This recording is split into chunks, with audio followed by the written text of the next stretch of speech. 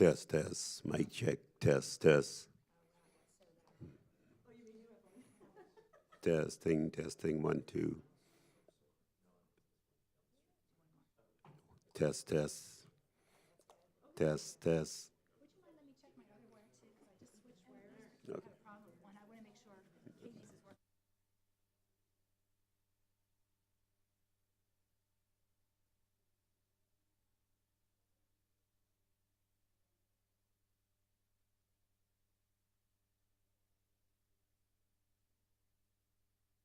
Test, test. Testing, 1, 2. Test, test. You okay? You okay?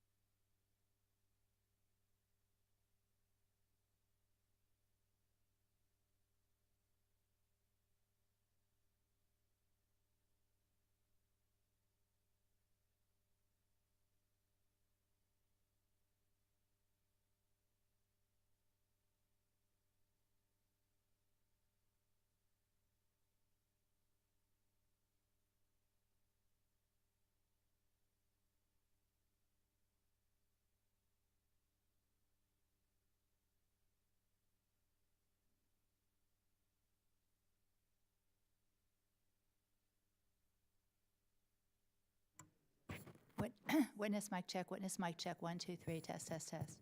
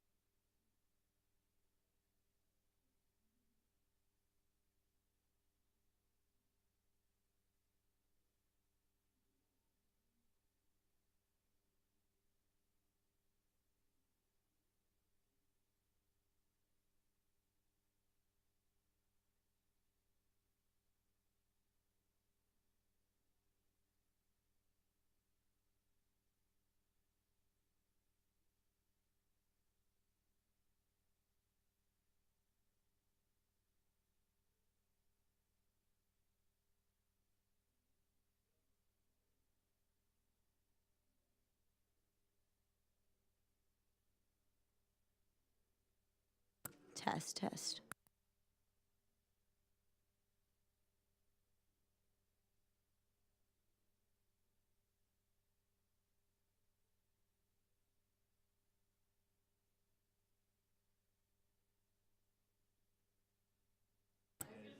Test, test.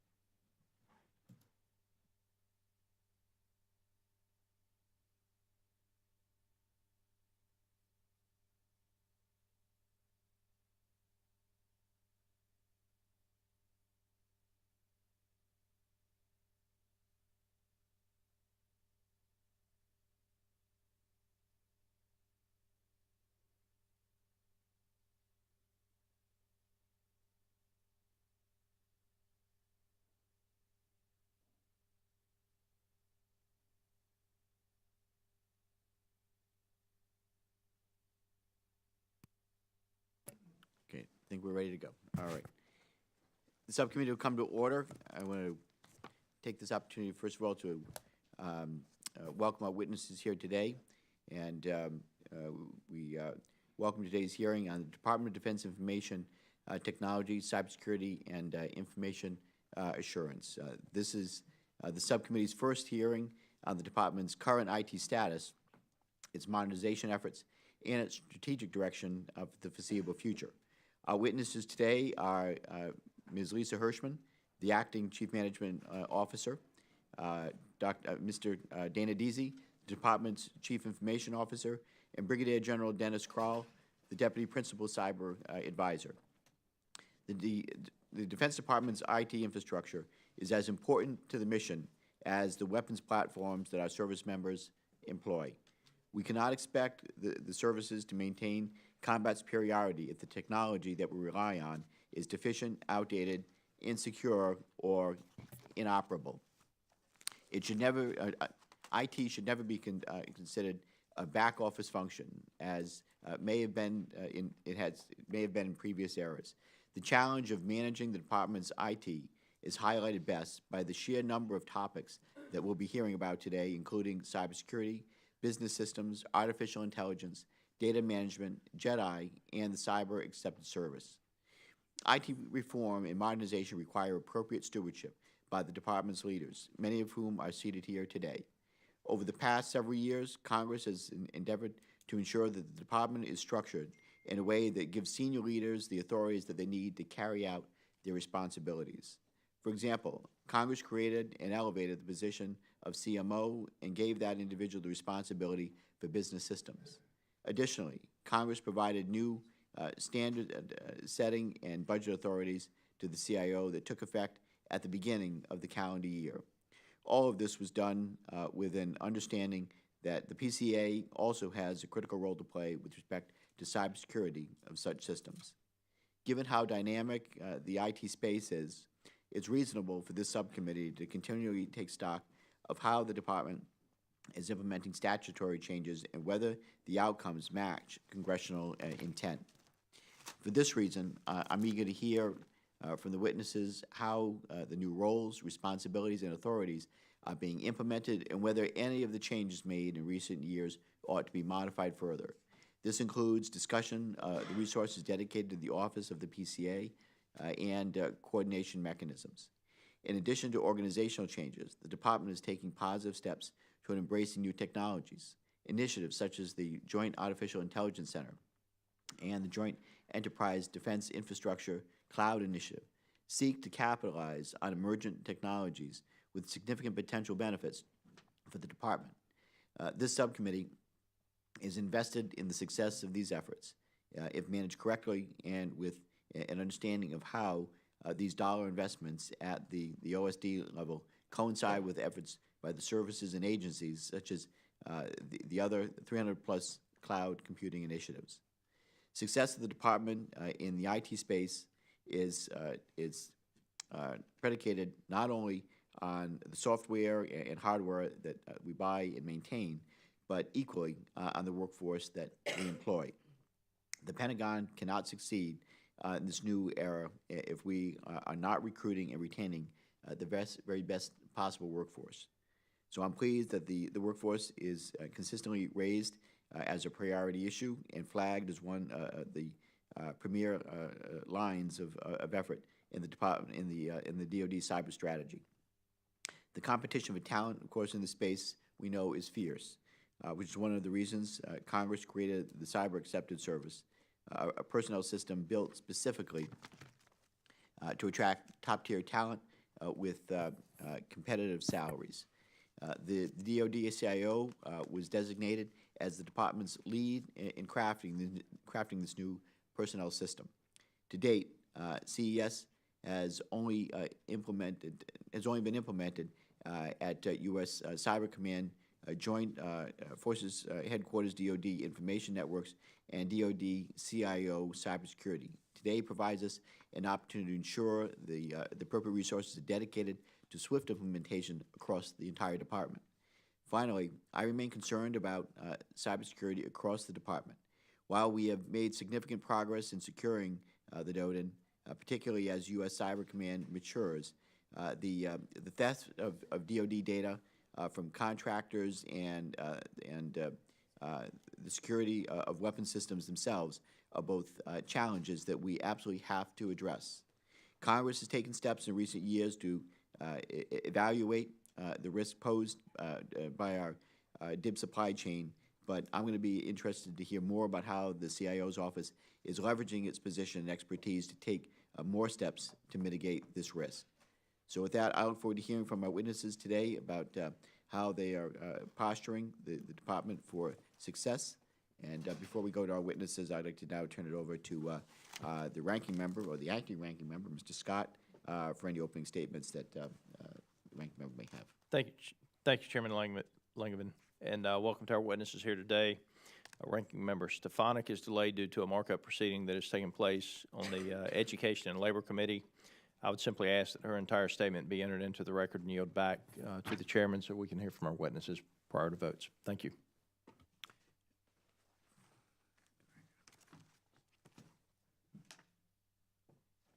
Very good. Well, I'd like to turn it over to our witnesses. Ms. Hirschman, we'll start with you. Thank you.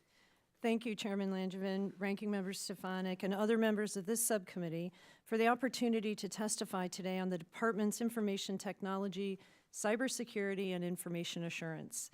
I'm Lisa Hirschman, the Acting Chief Management Officer. Today, I would like to outline my roles, responsibilities, and priorities, the Department's aggressive work to reform and modernize business operations, and the monumental changes in our management of data throughout the enterprise. As acting CMO, it's my responsibility to deliver optimized business operations to assure the success of the National Defense Strategy. This is only made possible by the elevation of the CMO as the number 3 in the department and the increased authorities granted by the National Defense Authorization Act. My goal as acting CMO aligns directly with the intent of the NDAA, efficiency for lethality, which is executed by reforming the department's business processes, systems, and policies to gain increased effectiveness, higher performance, and reprioritized resources. Integrity and consistency of every measure is a cornerstone of my approach. Working closely with the comptroller and military departments, we define standards to reform and execution for reform and have validated our efforts in the budget. Because of this effort, the department has realized a total of $4.7 billion in program savings in FY17 and 18. However, reforming the business operations of the department must not only be focused on financial savings, but also on creating a sustainable impact by establishing a culture of continuous improvement focused on results and accountability.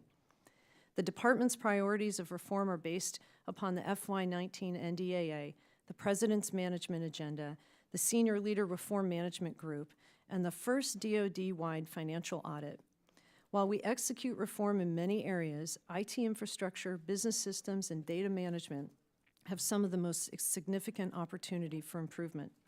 Our current IT and business systems environment is extremely complex, with hundreds of business systems, thousands of data centers, hundreds of cloud efforts, and thousands of applications, in addition to 65 CIOs. It's extremely difficult for us to deliver an effective, innovative, or secure IT environment. As the CIO for Defense Business Systems, working closely with the PCA and the CIO, it is our collective responsibility to reverse this environment.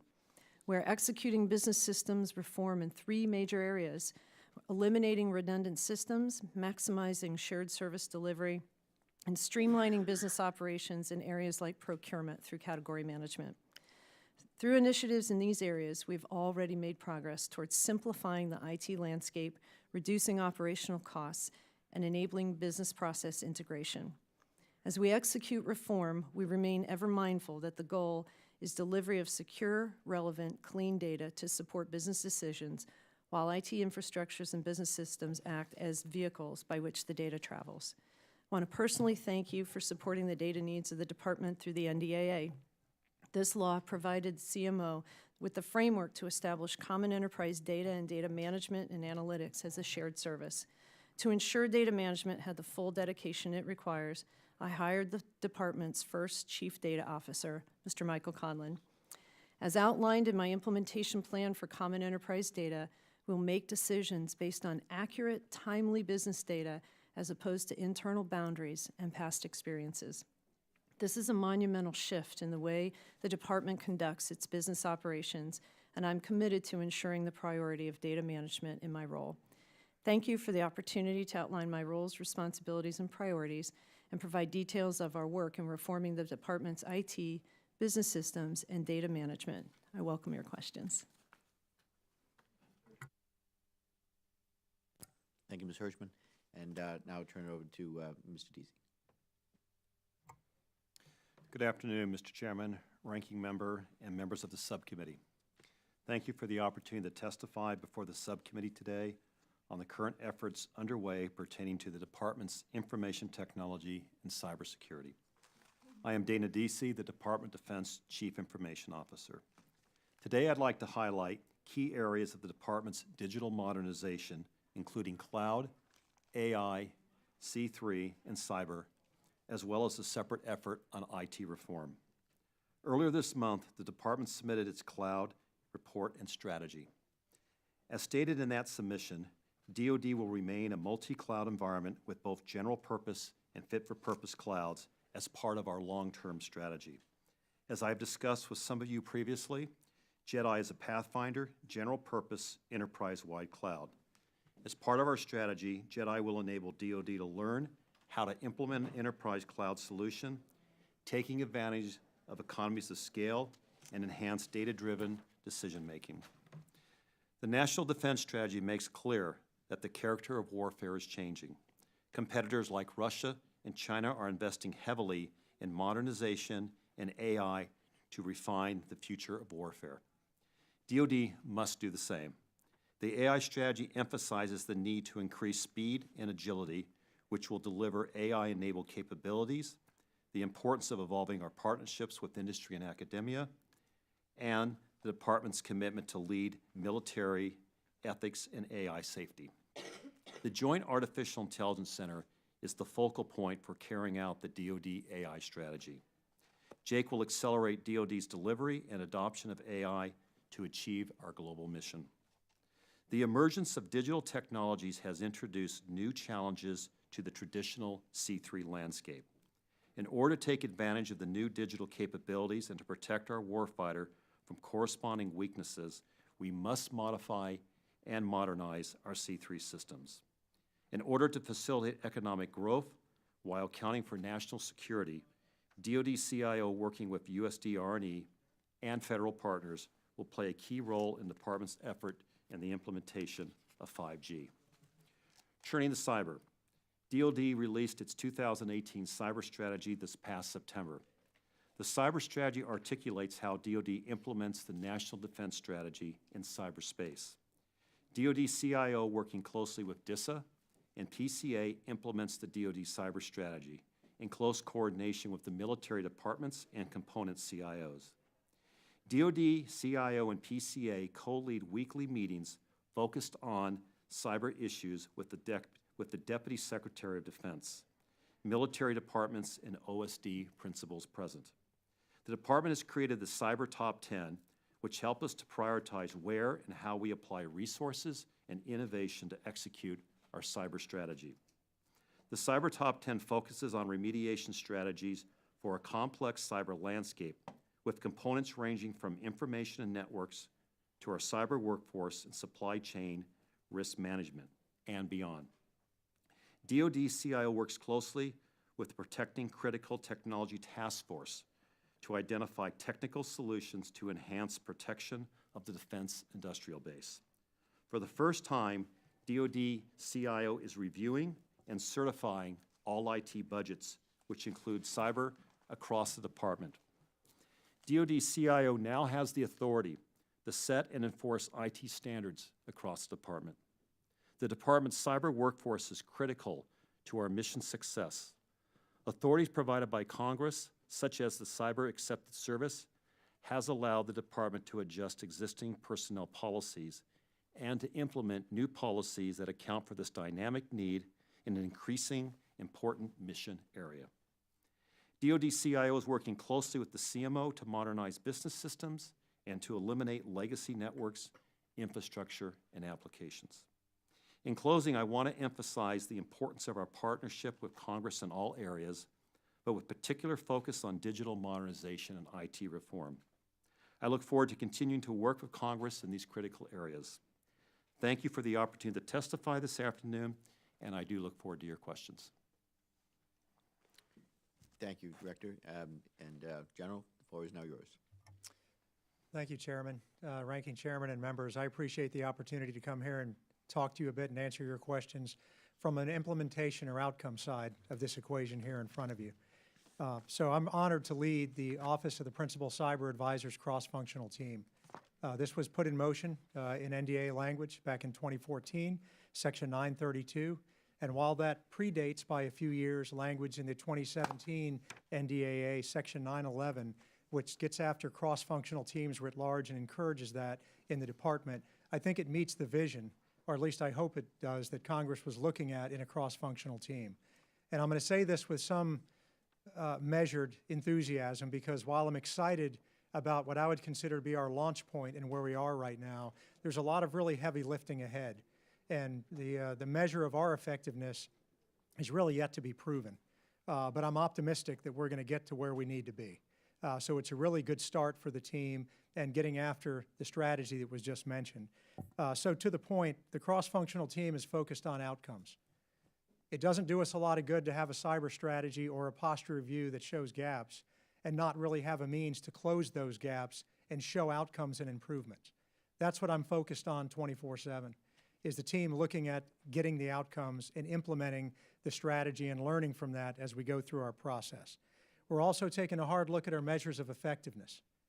I've made comments before that I used to think that one of the hardest things to do in this line is to start new work. I've learned that it's to stop work that's currently in progress. So to make good decisions where maybe things have gone past their point of good investments and the department needs to be more flexible to turn to those things which really pay bigger dividends. We're looking at all of those.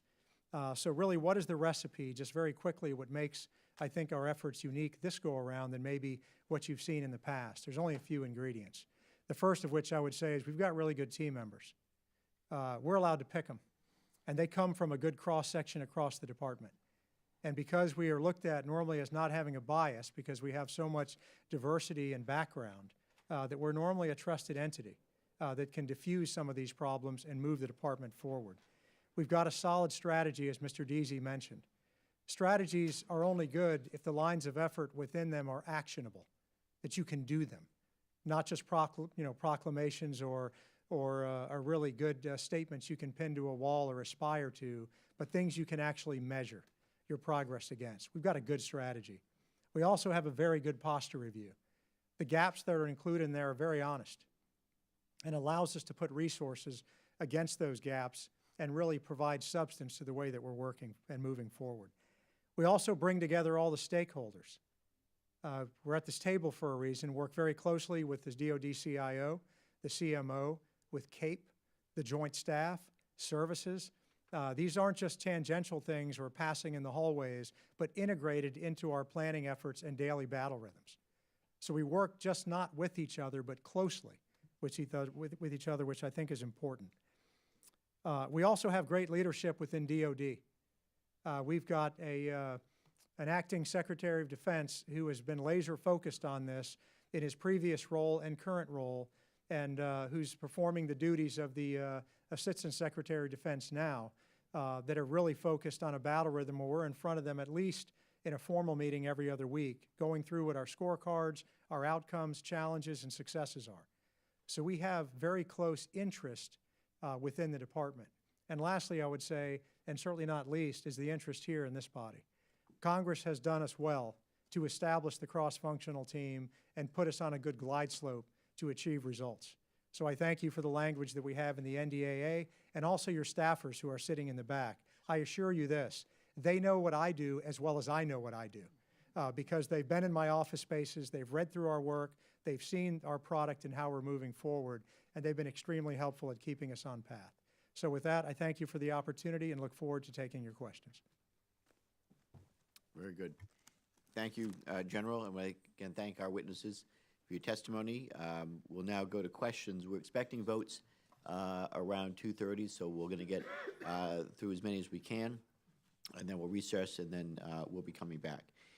As is the case with the full committee, the chair and ranking member are not on the clock, but it's up to us to keep ourselves in check. After that, we'll recognize members according to seniority, according to who is here first at gavel.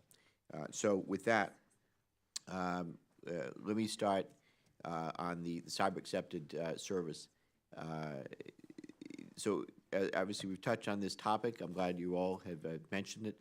Congress created the cyber accepted service for the Department of Defense to be able to hire a skilled and talented cyber workforce. I understand, though, that less than 5 individuals from your office are dedicated to implementation of this authority, which is significantly delaying utilization of new hiring authorities across the department. So as I noted in my opening statement, the workforce is the principal IT, is the pinnacle of IT reform, modernization, and assurance. So Mr. Deasy, I'm going to go to you first. Can you please describe the resources your office is dedicated to implementation of CES and why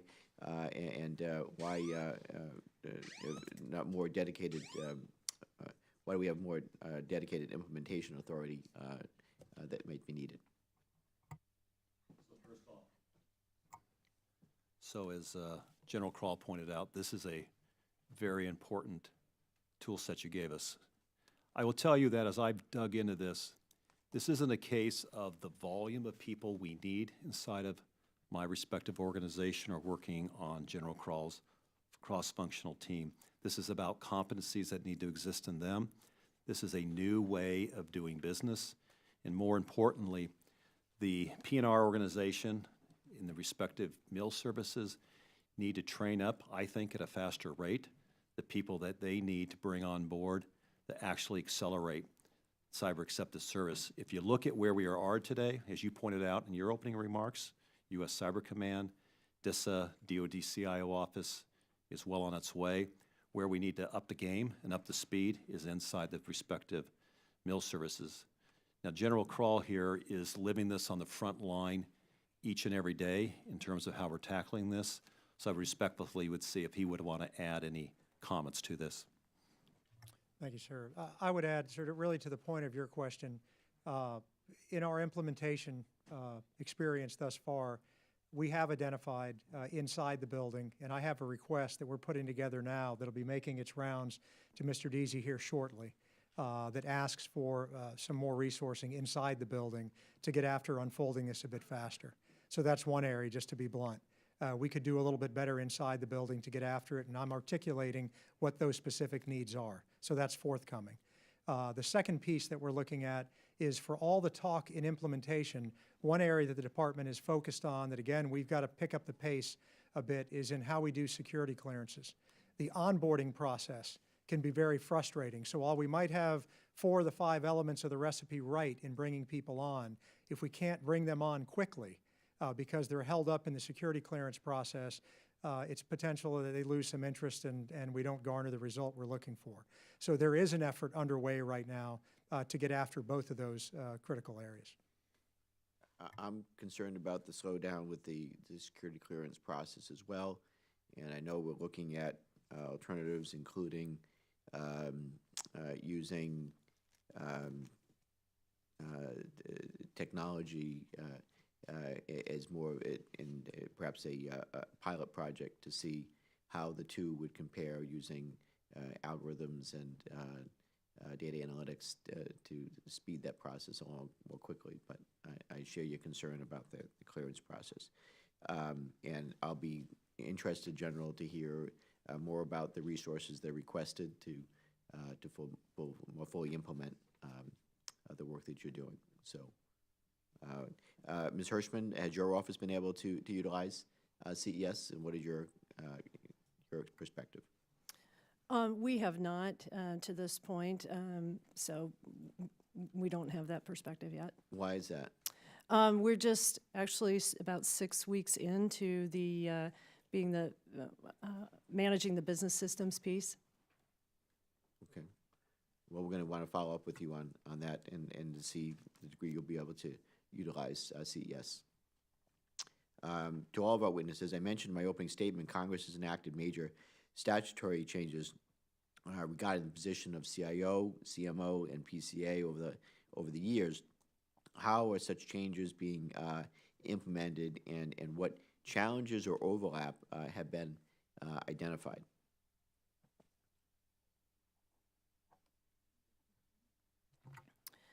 So Dana and I have, from the very beginning, worked very closely, primarily from the reform standpoint, but we have been able to come to an agreement on how the roles and responsibilities are bifurcated. In general, we, as CMO, manage all the business systems and the data pieces of the department. The CIO manages the network.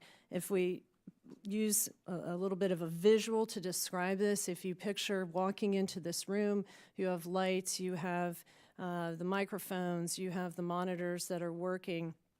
The CMO would own everything that you would see, the lights down to the plug, and then the CIO would manage from the outlet to all the wiring that's behind. We also have the data, non-weapon system data, but all the business data that feeds in and shares to both of the organizations. So Dana and I have worked closely together. He's been part of my reform management group. We also meet regularly in one-on-ones to make sure that the roles, responsibilities, and so forth are clear. And to date, we are handling any exceptions. Not everything is always black and white.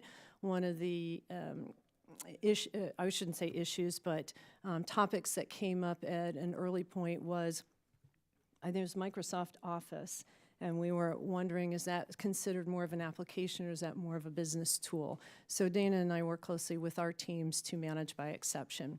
We sit on each other's cross-functional teams. I am also a member of the CIO Cyber cross-functional team. They're members of our Defense Business Council, which reviews software applications and so forth and certifies them in terms of dollar and value. We also, I'm trying to think on some of the other teams. My Chief Data Officer meets regularly with his team, so we have formed a good partnership and to date haven't had any real issues.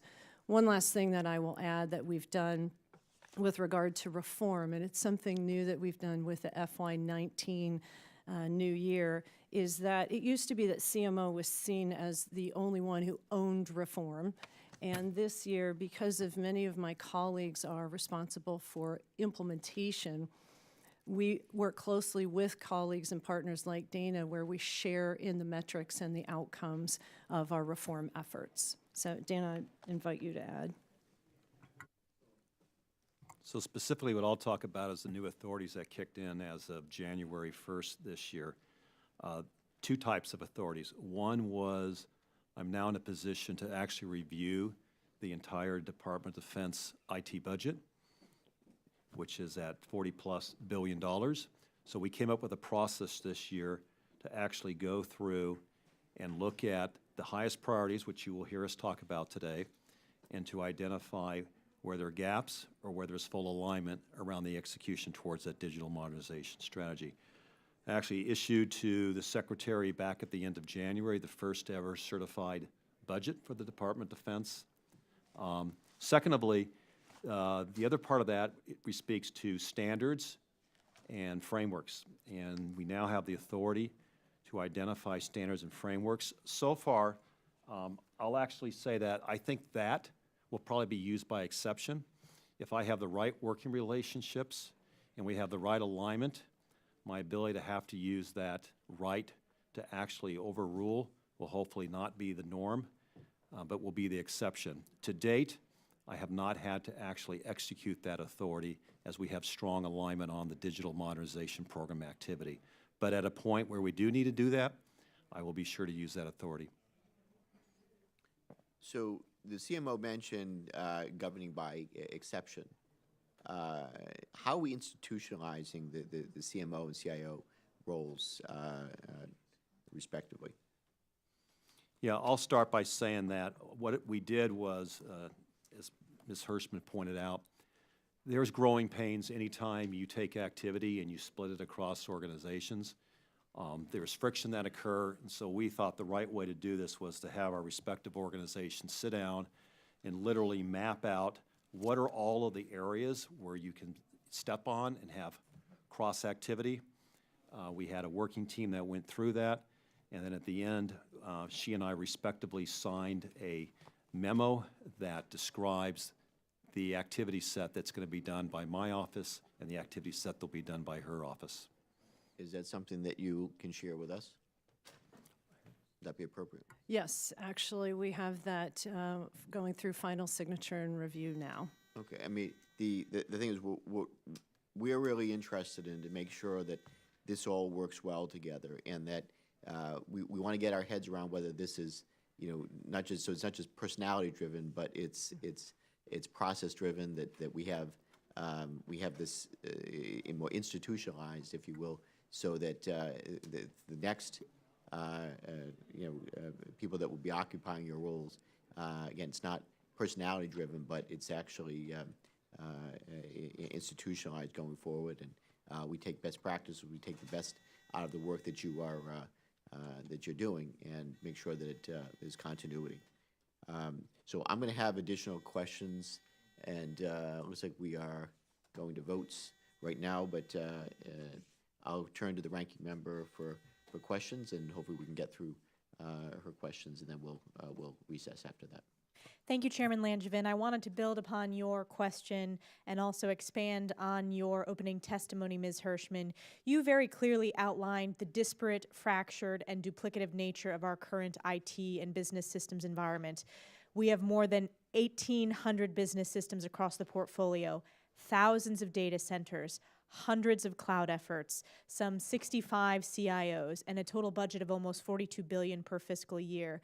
With all of these complications in terms of the department's overall strategy to reform this area, what does this need to look like 5 years from now? And equally as important, how do you intend to get there? What it's to look like 5 years from now is actually very difficult to project, only because of the changing nature of both technology and how we do business. What we all can agree on is that this needs to be less complicated so it's easier to manage, not only from from using the systems within the organization, but also to ensure that data that flows through these multiple systems is also properly protected. So one of the things that we have done is certainly align these initiatives with how it supports our national defense strategy. We also, from a reform perspective, are looking at what it will create the biggest impact, create the greatest value, and what's the timing. In fact, some of these initiatives, we are taking a very different approach in that we're not necessarily waiting all the way to the end of the project to produce results. We're actually taking iterative, prototype, minimum viable product type approaches to start, deliver, and test as we continue to go through the program or the project. So we are also have used, the CMO was a co-sponsor for the comptroller's audit. We're using audit findings to also help inform reform. So those are just some examples of how we are collectively looking at what's most important, where are our biggest risks, what are our biggest vulnerabilities, and how can we mitigate or solve those problems, and are ordering or reordering our initiatives accordingly. Let me ask you about the efficiencies and cost savings that you talked about. Do you expect the cost of a modernized and efficient IT and cyber budget to remain at approximately $42 billion per year? It's difficult to answer that question on the expectations for the budget, only because we're working with what we know now, and there's always new opportunities or new issues that could pop up. So I can't really speak to the budget and costs. Okay, and my final follow-up, Mr. Deasy, do you have anything to add? I'd like to get your perspective on what this needs to look like 5 years from now. How do we get there? And the budget question in terms of, do we anticipate this costing $42 billion per year? Yeah, I would say that if we look at the emerging technologies such as cloud, AI, modernization of C3, and what we're going to have to do to secure the Department of Defense, I think the question really is one of, are we getting the most out of every dollar? Not a 42 billion is right. It may be in the future that the Department of Defense budget from an IT standpoint actually needs to go up for what it needs to do for the business. To me, the real question is, are we getting the most out of every dollar? So that, I would say, is kind of part one to your question. Two, what does the world look like in the future? I envision it a world where every new application will be cloud first. When we are going to look at consolidation of business systems, we'll take the opportunity as we migrate on the cloud to do standardization and consolidation of business systems. We'll use that opportunity to start using data management in a much more joined-up, common way. And we will use things like AI and robotics to actually help us deliver a much more efficient, back to my first question, how do you deliver a much more efficient budget? Thank you. I yield back. Okay, so votes have been called. We'll recess until about 5 minutes or so after votes. So with that, subcommittee stands adjourned. In recess. How does this work? Can we leave and like walk around? It's very warm.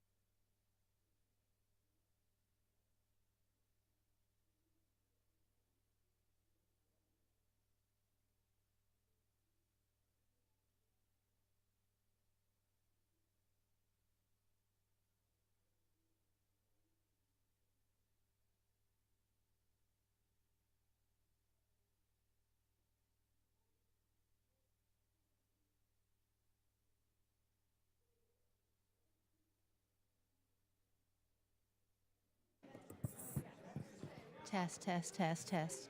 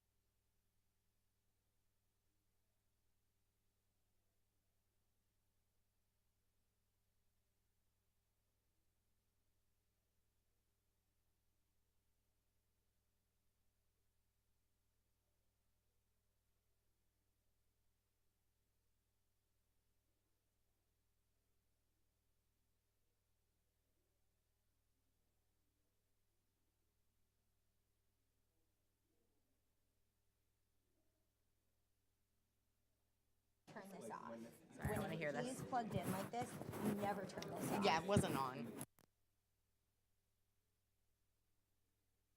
This is on.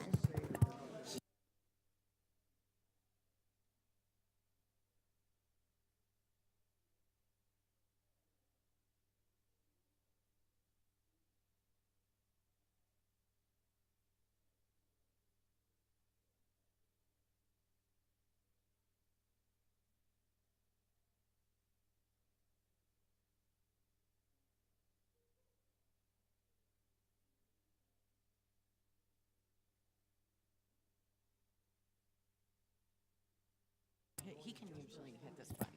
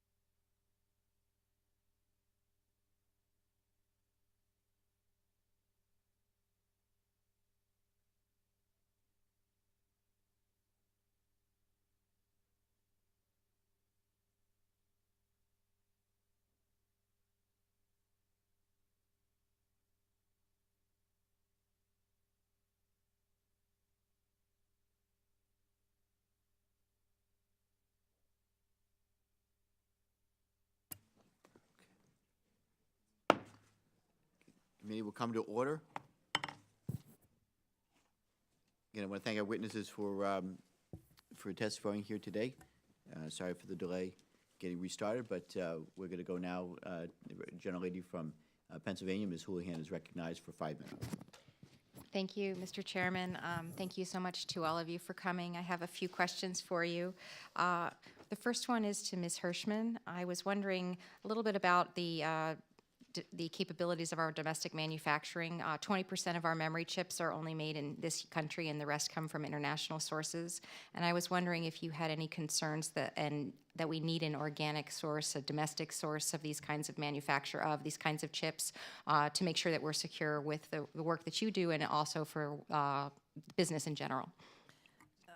I would say in general, we share your concerns. However, my role does not deal with that directly, so I will defer to Mr. Deasy or Mr. Kroll. Thank you. So do I believe that we need a domestic supply chain for key chip? Absolutely. All you have to do is look at things like 5G and the need to have an industrial base in the U.S. where we can get secure technologies such as what you're referring to is something I think we need to focus more on, yes. Ma'am, I wouldn't add any more to that. So I have the follow-on question is, what sort of legislative help can we as a Congress provide to you so that we can enable that to happen?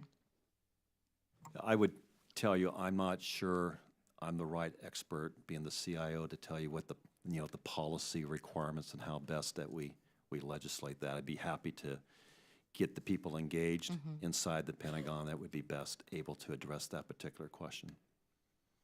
Thank you. My next question has to do with small businesses. In addition to being a veteran, I'm also an entrepreneur.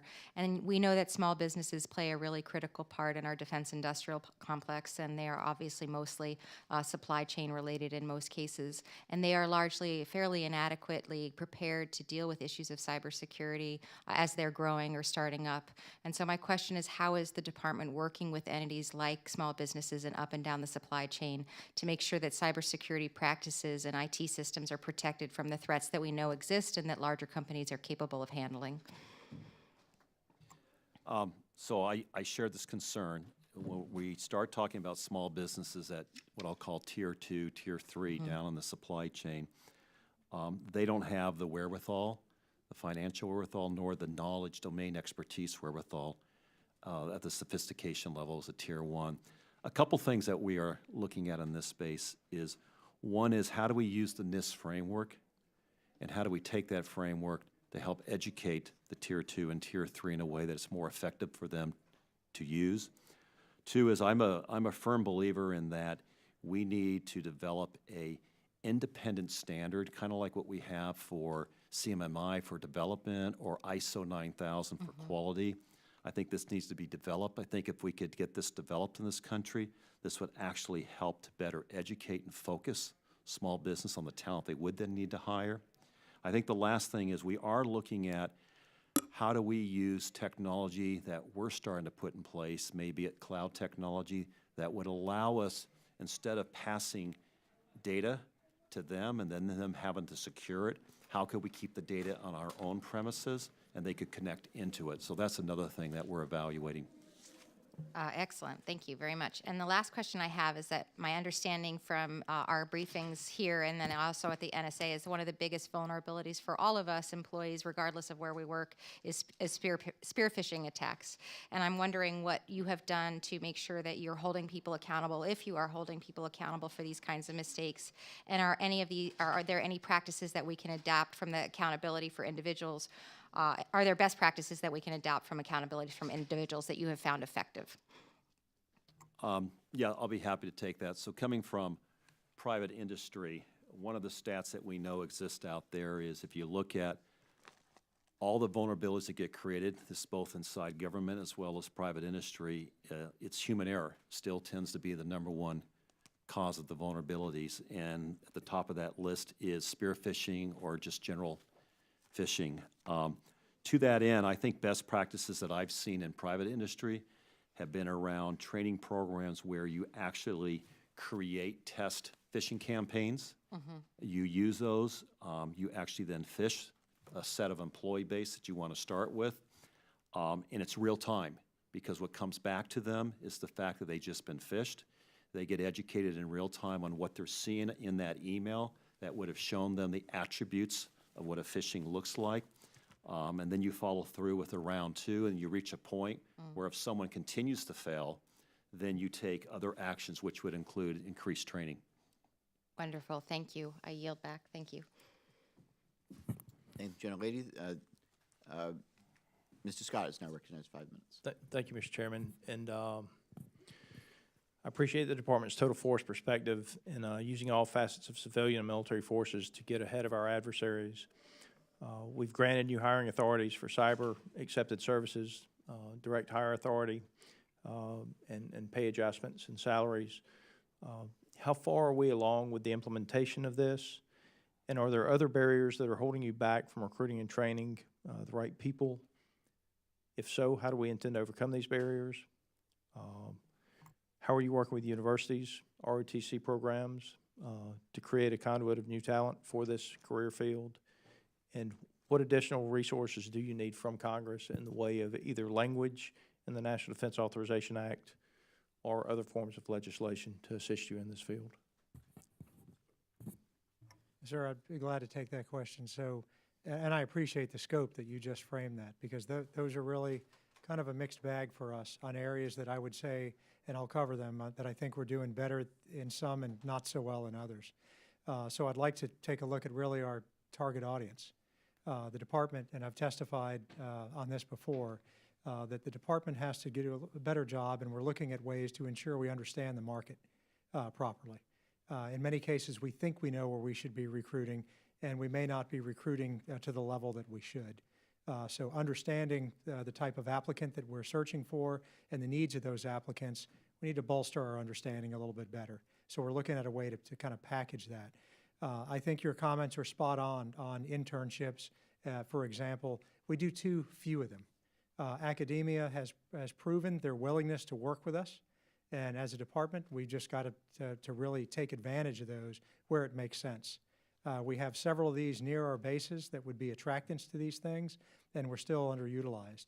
I think on the ROTC front, we're doing a little bit better, and I realize that may not be a detailed or satisfying enough answer, but we are addressing that. And I've talked to the services about how they run their programs, and it's clearly an interesting, an area of interest in the college environment. But the last piece I would say is our biggest challenge, and we've covered this a little bit earlier today, and I just reemphasize it. Rolling this out at a level that's sufficient, I think, is a fair criticism where the department has to do better. So the phase 1 of the cyber accepted service was modest by design, of under about 500 billets that we put out to make sure that we knew what we were doing. Were we trained properly? Could we track those individuals properly? And you're right, Congress has given us a lot of enhancements, from pay to direct hire, et cetera. This next phase, which we're in right now, is going to bring that exponentially higher in number. And the resources in the building are lacking for us to both internally and then at the service level to make sure we can handle that workload, and we are addressing it. When you say resources, do you mean money? Do you mean physical resources? What? People, sir. People. Which could be viewed as money. Sure. But Yeah. looking at people, Okay. to dedicate the right number in the mix to get after this at scale. And that scale has to change for us to meet pace. Okay. Anybody else like to comment on that? So having spent most of my career in private industry, I would say that one of the problems is a whole government issue we have to address, and that is most cyber people never come across government in their career. They just don't touch it. They don't intersect with government. And what does that mean? That means when they're thinking about progressing their career and taking that next step, they don't stop and have a conversation with themselves saying, well, what about an opportunity of doing a career inside of government? And I think that's one of the things that we in the DOD need to step up and address, but I think others are going to need to address as well, is how do we create exposure that even lets the average person in private industry even know what the opportunities could look like for them in government? Because once we do bring these people in and we expose them to the mission, they get pretty excited about it. but it's how do we create a better avenue of awareness, I think is part of what we have to address. I've only got about 30 seconds left, but you brought something that's up on the periphery of it that's been on my mind. This issue where several employees of a company that we contract with did not want to push forward with the contract because it was a DoD contract. I'm very concerned about how few companies there are out there that are actually good in these fields that we're talking about. And when you have a small group of select employees, their ability to create problems with that contract and their perception of DoD, I think is very wrong. I mean, it was the Department of Defense that went to Africa when we had the outbreaks of potentially contagious diseases. I mean, we're in the business of helping people. And I do hope that, I know you're paying attention to it and interested in further conversations about the private sector and the challenges there with select groups who do not want to work with us. But thank you for your time. Thank you, Mr. Scott. Before I go to Ms. Trahan, General, if I could just follow up with you on Mr. Scott's question. You answered and you talked about resources needed, and you said people. Can you help the committee to understand the amount of people we're talking about in numbers? Is it 10? Is it 50? Is it 100? Ballpark it for us, not to hold you to that, but we're trying to get our arms around this as well, and your perspective would be helpful. Yes, sir. So my evidence behind my number, I'm just going to admit, is a bit sketchy, but to do service to your question, the department had looked at having between 5 or 6 people full-time to do the initial planning and rollout, which again was kind of modest. So my ballpark estimation would be at least that number of 5 or 6, and likely something closer to the order of 10 internally if we're dealing with thousands that need to be, brought in, and the training that's required, because they have to travel to some of these places to make sure that training takes place and it's understood well. So that would be my ballpark estimate, sir. Good. That doesn't seem like a significant increase over what, so I mean, that seems to be eminently doable. You're talking about an additional number of people that are needed? It does seem that way, yes, sir. So which office needs to provide those resources? Sir, I think that would come across several offices potentially to do that, and I'm not an expert, but I think the requirement for that I'm piecing together, I'm trying to answer that question now to submit to Mr. Deasy. So to be fair, he hasn't received my request. Sure. But I think that will rest with him eventually, sure. And we'll have to look within the department as to where the resources come to get those hirees. Okay.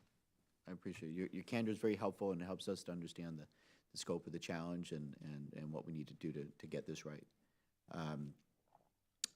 With that, let me recognize Ms. Trahan from Massachusetts for 5 minutes. Thank you, Mr. Chairman. Thank you. You mentioned the opportunity in government and how some folks in the private sector don't even entertain that possibility. Given the recent shutdown, what is the value proposition? How are we going to attract and retain the best and the brightest from everything from MIT to competitive community colleges to help us tackle this problem? So it's clearly the mission.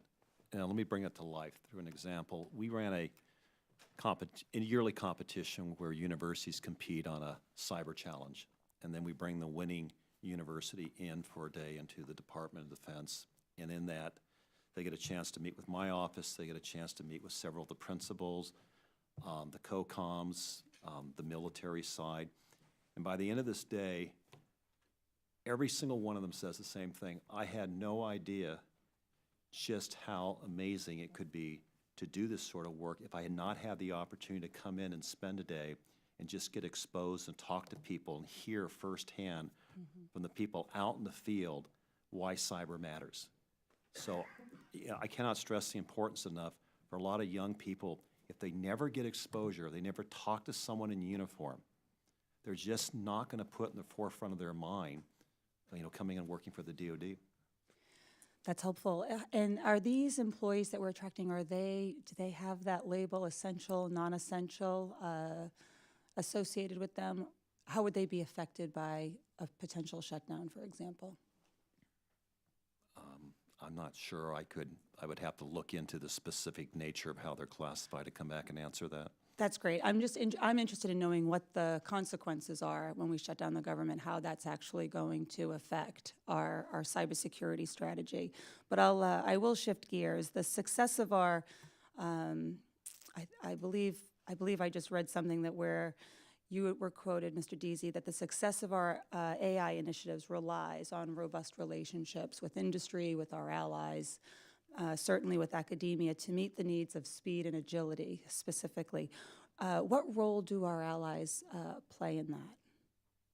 So interesting enough, I just had a conversation with our Five Eyes CIOs just yesterday on this very topic. I would say right now we're clearly in the leadership role, and I think the biggest role that we're going to play is help to educate them and help them to understand what it took for us as a Department of Defense to establish a joint artificial center capability, as they are all looking to establish a like capability. So I think our role will be one of leadership and how we went about doing this. Great. Thank you. I yield back. Thank you, Mr. Strahan. Recognize Mr. Waltz now for 5 minutes. Thank you, Mr. Chairman.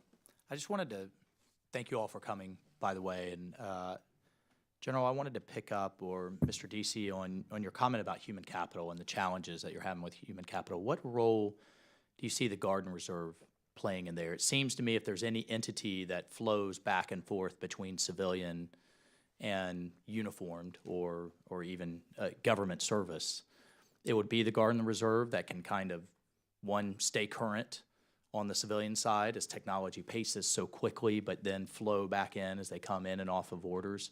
Where do they fit into the broader strategy? Sir, you know, the question is timely. We just had a chance to take the team down to Augusta, Georgia, and talk to a lot of the units that are down there that are practicing this. And the Guard and Reserve is really a staple of the conversation, not an add-on. So a lot of the Guard and Reserve units are extremely active, very competent, cutting-edge technology trained, and a very integral part of what we do. So I can't comment on to the adequacy, you know, if we're doing enough or not enough. But I know that many of those Guard units have quite a bit of operational time under their belt as well. So very proficient, very impressive, and we use them regularly, not just in their activated time periods, but in their civilian period as well. And I would admit, I don't believe that's limited just to cyber. I think that's pretty common in my non-cyber experience in the Marine Corps. We've been augmented in almost every MOS that I can think of by Guard units and Reserve units who have performed brilliantly. Fair enough, but I would think that it would be quite unique to cyber, right, or at least the technology field, right? So you could have where that civilian skill set then is so out. I can't think of anywhere else that on the civilian side is outpacing the military from a technological standpoint. Well, maybe, sir, because here's an area where it depends on what kind of mission we're talking about. Yeah. So if we're talking about defensive missions, and those individuals have experience doing kind of our protection type of work, possibly. On the offensive side, I would argue that I think within the military, that capability, it's really the only legal place you could do some of that work, and that allure is there. So it would depend on the skill set. Fair enough. Switching gears to JEDI, and apologies if you've already answered some questions along these lines, but just talk to me about how critical JEDI is. Well, how critical is the success of JEDI and other DoD enterprise cloud initiatives in supporting future AI? And along those lines, then what are I'm assuming you're going to say it is critical, and you're going to tell me how critical. But then what are the drivers or delays to implementations, and what are we losing as implementation is delayed? So not specific to JEDI, but just what are the critical benefits? So what's the problem set we're trying to solve for inside the Department of Defense? Number one is if you look at what it takes today to stand up compute capability from the time that a service or a COCOM sees a need to the time that you bring the assets inside the department, test them, stand them up, make them operational, that is a multi-month period. Benefit number one of cloud is the ability to purpose and stand up compute capability in literally hours. So you solve for, how do you solve for episodic needs where you need to stand up compute capability? That's very important, as you can imagine, to the department. Two is, when we build capability today inside the department, we always have to think about peak need. So you buy enough necessary hardware for that peak capacity. The second beauty of cloud is called elasticity. You ramp up and scale more compute as you need it, and as you don't need it, you can scale it down, and it happens in real time. The third one is resiliency. The idea with the cloud is that if you write your application from day one to be cloud native, you get built-in resiliency as it finds itself in an unhealthy condition or as it finds itself needing to use other resources, it has the intelligence to do that. In a world where we can't have a not-fail mission set, the resiliency, as you can imagine, becomes mission critical. What are we losing as this moves forward? I mean, I understand the process is moving forward, and you're not going to get into protests and all of the industry issues, but what are we losing as this The thing's biggest thing delayed? we're losing right now is the Department of Defense needs to bring data and integration together. It's been a constant conversation. It's not a new conversation. Our enterprise cloud, for the first time, allows us to establish a common platform where we can bring data together in a common way. What will happen is the longer we delay standing up a JEDI capability, is the military services are gonna need to go solve for mission sets, and they're gonna continue to stand up in their own individual environments. And I don't see that as being beneficial over the long term to the department. Thank you, Mr. Chairman. I've exceeded my time. Okay, thank you, Mr. Waltz. We are going to go to a second round of questions now. Following up on the JEDI issue, obviously this is a big deal for the department, something Congress is following very closely. I've been frustrated that we haven't moved it along more quickly.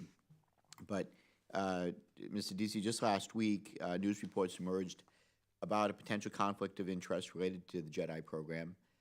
It would be an understatement to say that I was frustrated that the subcommittee and our staff had to learn about the development from what we understand through a presser rather than from department staff. Given the significant congressional attention to the effort of ensuring that the transition of cloud is successful, we really do expect and anticipate better communication from the department moving forward in this issue. And I wanted to ask for your commitment to improving communication with Congress to prevent a surprise issue like this happening again. Absolutely. I will take it that I did not get back to you in as timely of a way as we should have.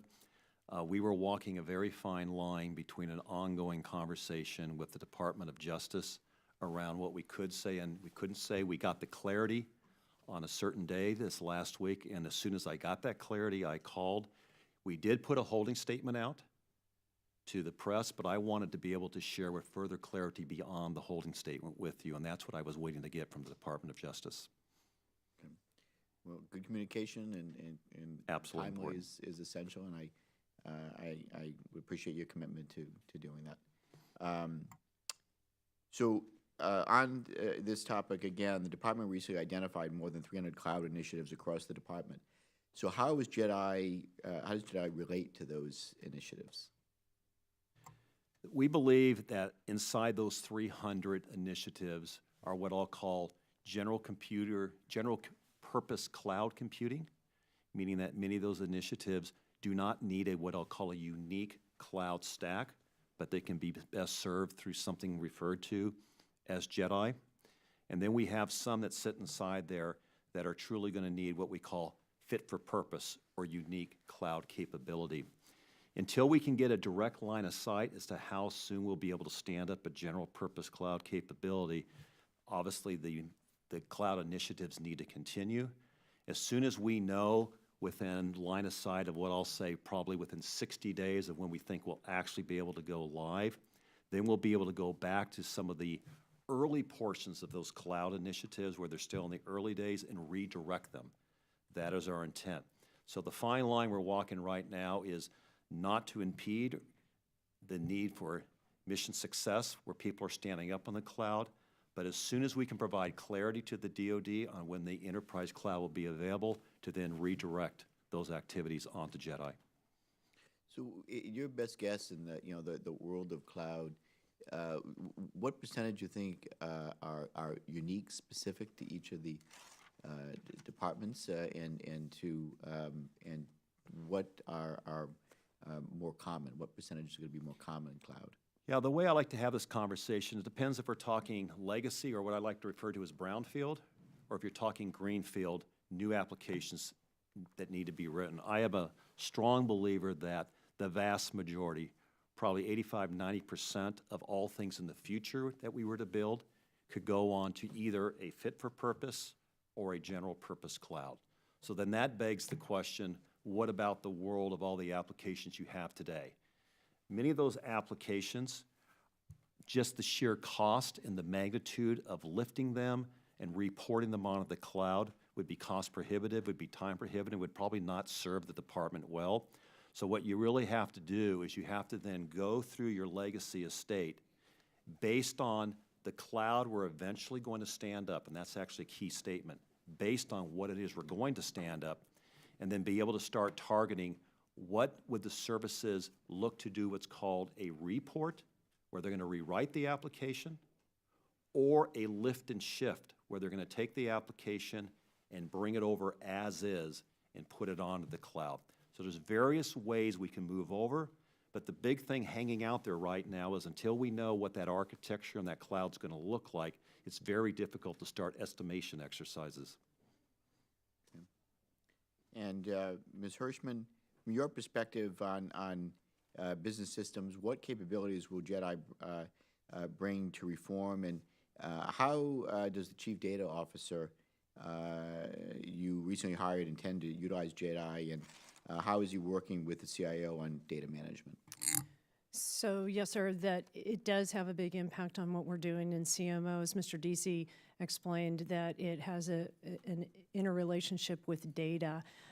So Mr. Conlon, our Chief Data Officer, does work with Mr. DC and his team. We were very fortunate in that Mr. Conlon comes from industry and also has a cyber background, which makes him a very unique find. What I also am struggling with, similar to my colleagues here, is those hiring authorities. While previously, before the business systems role, we had not looked purely at IT, but just from a data management standpoint, we too have difficulty with the hiring. There's two pieces to that. Number one is there isn't a single data scientist position description anywhere in government. So that's one thing that we need to refine and improve. We have also come under some challenges with hiring data scientists. All of industry is also looking for the same talent type. So while previously you asked me about the CES, we were looking more to align with hiring authority and the compensation freedom that an organization like DARPA is able to have, which is why we're now looking at the CES to see if that applies to us. So both from a reform standpoint and also to be able to support JEDI and what we need to contribute from a data standpoint, those resources are becoming very critical. And just to anticipate what you had asked General Kroll earlier as well, when we're talking numbers, we're also looking for just single digits. Okay, good to know. That's helpful for us to understand. Thank you for that. The last question that I'll have, and I wanted to turn to the ranking member. General Kroll, from your perspective, how would JEDI improve or impact cybersecurity efforts? And will cyber protection teams have the appropriate accesses to a commercial cloud if there is a security issue? Yes, sir. I think, one, I'm probably not best suited to talk about the CPT's accesses. I think U.S. Cyber Command would be in a better position to do that. And I can certainly take that back, sir, to give you to have them respond with a direct answer to the question. Okay, so how do you and your work interact with the cyber protection teams?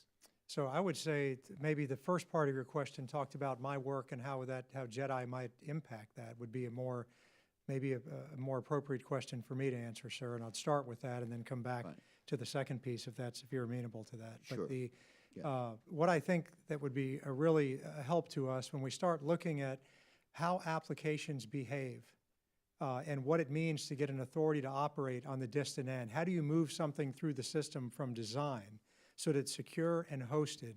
It really streamlines the ability and implementation in our strategy to get to our end state much faster.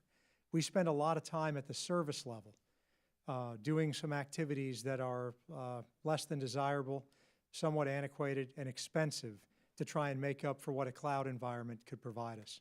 So from a security implementer for pieces of that cybersecurity strategy, that's a game changer for us. Good. Thank you. And then the other part of it? Yes, sir. I think I'd like to come back to you again on the CPT and my work specifically with CPTs. I'm part of a team in a composite that looks at readiness. So when we start looking at readiness levels across the department, that really has been my focus on both CMTs and CPTs.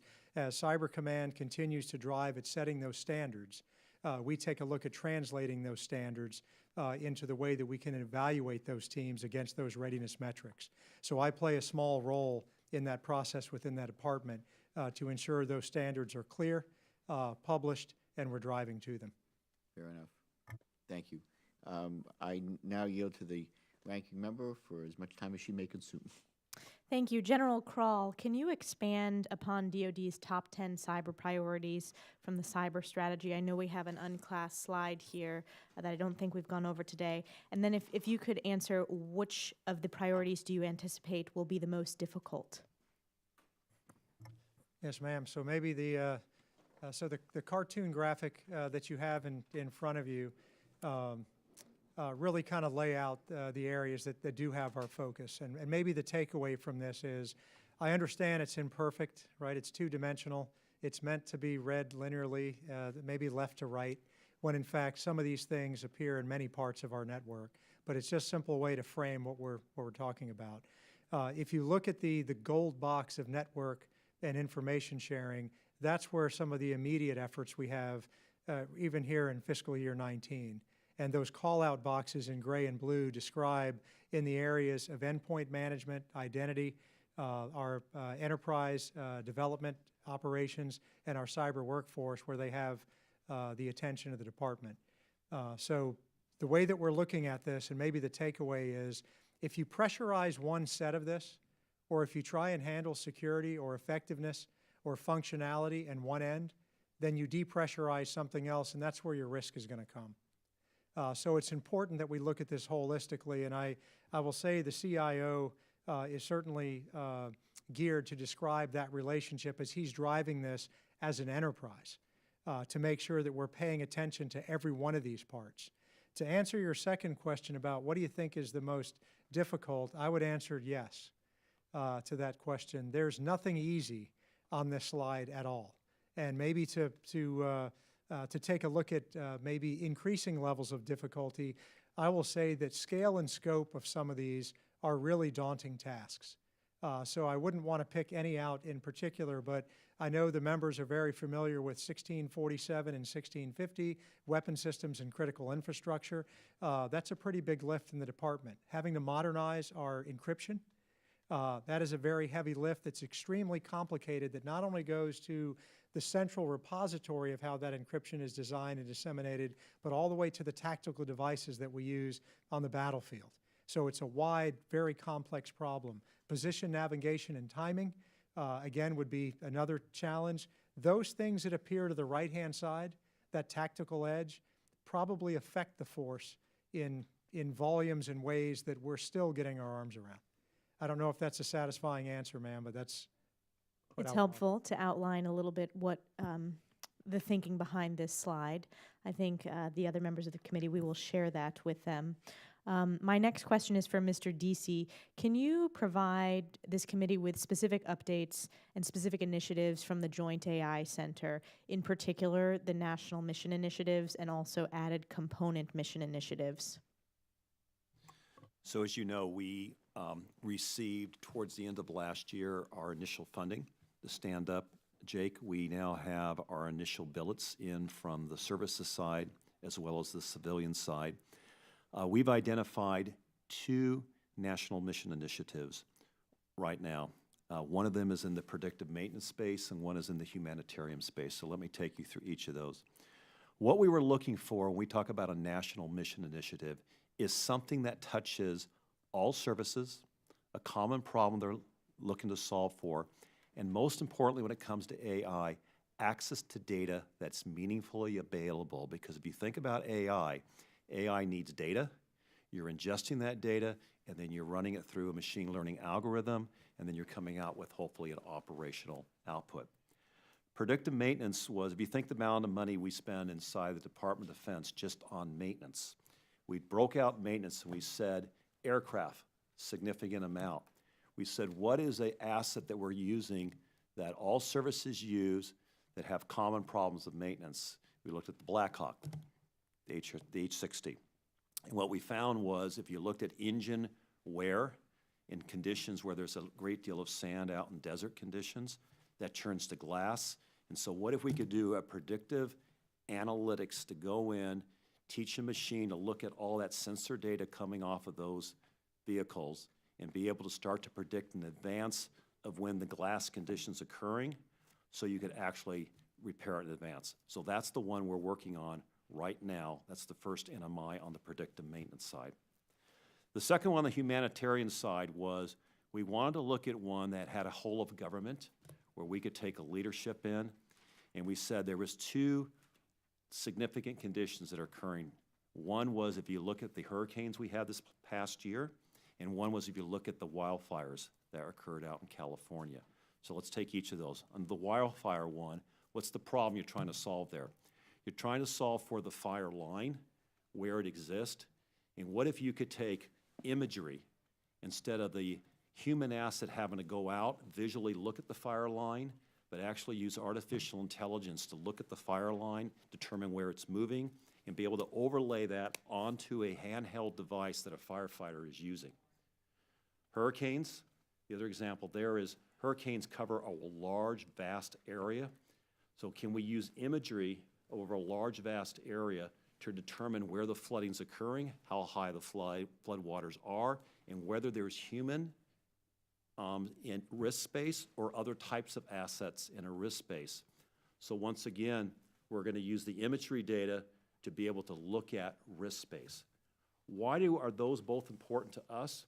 Because the algorithms that we will develop to intelligently learn fire lines, or the algorithms we will develop to intelligently learn better way of looking at flood, is we will be able to apply that to other mission sets inside the Department of Defense. That's the value of Jake. The value of Jake is to take those algorithms that are developed for purpose A and then be able to reapply them elsewhere inside the Department of Defense. And we think we'll be able to reapply those algorithms elsewhere. So just to follow up on the reapplication of those 2 national mission initiatives, you know, one of my greatest concerns when we think about emerging threats, it's China's investment in AI capabilities and China's investment in data, that this is a strategic priority. My question is, do you believe that those 2 identified national mission initiatives will ensure that we not just keep pace with how China is investing in AI, but we will be able to catapult how we are approaching AI, not just from DoD, but from the whole of government approach? Because my concern is that while those are 2 very important issues, predictive maintenance and humanitarian assistance, that scope is quite limited when you look at the scope of China's investment utilizing AI for its part of its defense strategy. So, of course, those in themselves aren't going to solve for what you're bringing up. we're going to need a series of national mission initiatives. As I pointed out, we just literally started this up in late December, and here we are now in February. I think the fact that we've been able to stand up an initial set of billets with 2 NMIs in approximately 60 days says volumes to just how smart and quickly we are working this. But to your very point, we're going to need a number of national mission initiatives in different areas. I think part of the thing that you're probably getting at is also vis-a-vis where China is. You know, do we have the ability to outpace them? I think Dr. Portis said it best in a testimony that I did with her recently. China may be at a level of investment where we compare to ourselves is quite significantly higher. But if you look at the vast talent, the U.S. still holds the majority of the talent when it comes to AI.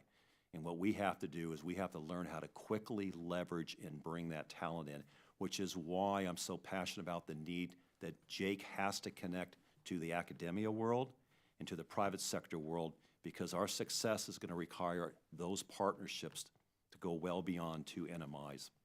And another question regarding the Jake. In previous testimony, we've heard about the hundreds of AI initiatives with the DoD. How specifically are those individual AI missions or initiatives being integrated into the overall strategy from the Jake? Right now, there's not a significant amount going on inside of Jake to integrate those individual projects. Where that integration will take place, and it goes back to Mr. Waltz's question earlier, is going to be how do we stand up an enterprise cloud capability where all of those individual projects can benefit. Cloud itself does not do a whole lot. It's what you put on top of it that matters. And what we need to put onto that cloud is data. And data is what's going to drive the success of a lot of our AI initiatives across Department of Defense. I've been asked many times, what will slow us down?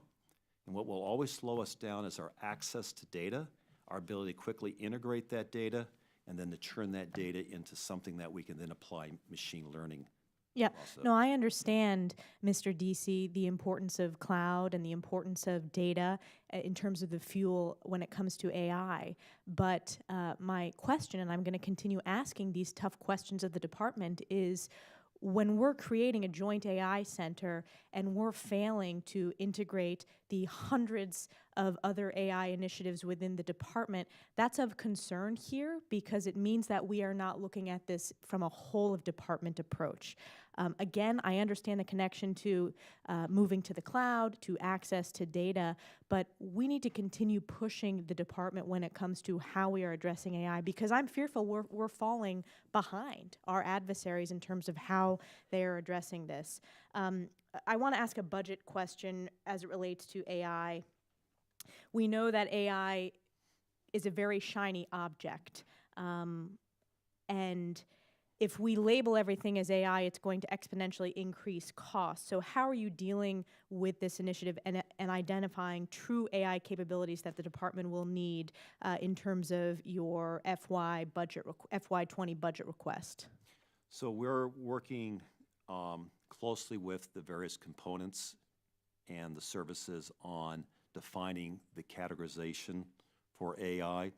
I want to point out that we're not ignoring 300.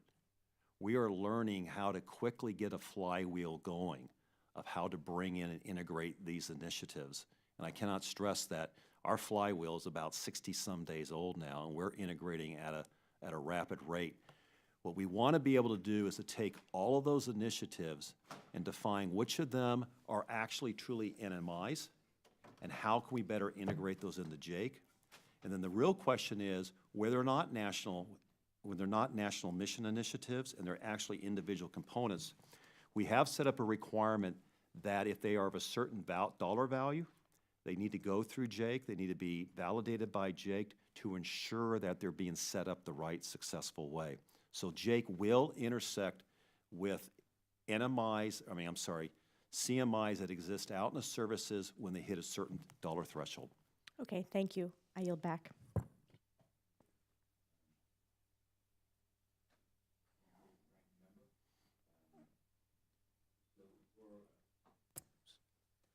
Thank you, the ranking member.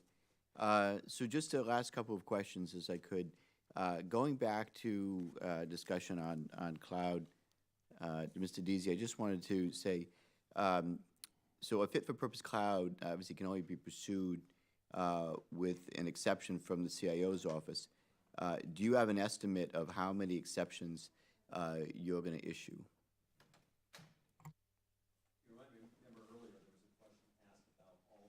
I don't think your mic is on. Apologies. Okay. Earlier, there was a question asked about the ongoing 300-plus cloud initiatives, and I pointed out that one of the things we need to do is to go through and take a determination of how many of those are more general purpose versus what will be truly fit for purpose. That is something we still have to do. Right now, obviously, our focus is to make sure we know what the architecture is going to look like for our general purpose, which will help inform us on things that will stay fit for purpose or move over. So it would be really inappropriate for me. I would be surely guessing as to a certain percentage or a number of those 300 that will be migrated onto general versus fit for purpose until we understand the overall architecture. Okay. And last question I had for you, Mr. Deasy, and for the panel. After CES Phase 2 is unveiled and implemented, will there be a petition process for DoD components to participate in CES, and such as the case of Ms. Hirschman and the data scientists? I think I understand the nature of your question is taking cyber accepted service and how do we expand it to beyond. So I will tell you right now, we are already using that. Authorities on how we're approaching AI. We're going to need to use those authorities clearly when it comes to things like data scientists. So one of my asks back to Congress is to continue to help us on how we take the great work we've done with CES and think about other technologies that we're going to be confronted with and we're going to want to leverage inside the department and be able to use the goodness of CES beyond its original cyber intended purposes. Okay, but there'll be a petition process within that? Okay. Very good. That's all I had at this point. Anything from the ranking member? Okay. So in closing, let me just say, if I could, Mr. Deasy, and I appreciate the work that you and all of you are doing on these important topics. If I could just mention, I think that the approval request for resources, if they could move quickly to implement the cyber accepted services, those requests, they're approved quickly. It doesn't seem like there's not a large number of people we're talking about.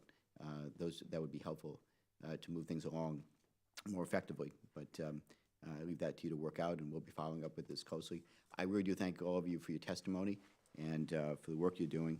I look forward to following up further on other hearings or briefings. But with that, no further questions. The committee stands adjourned.